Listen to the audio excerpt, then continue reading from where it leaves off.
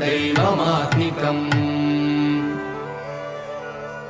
उत्तिष्ठोत्तिष्ठ गोविन्द उत्तिष्ठ गरुडध्वज उत्तिष्ठ कमलाकान्त त्रैलोक्यं मङ्गलं कुरु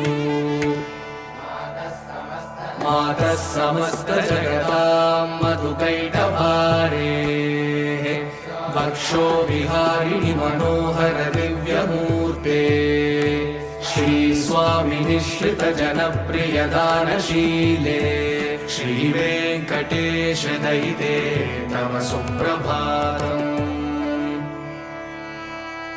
तव सुप्रभातमरविन्दलोचने भवतु प्रसन्नमुखचन्द्रमण्डले विधिशङ्करेन्द्रवनिताभिरर्चिते वृषशैलनाथदयिते दयानिधे।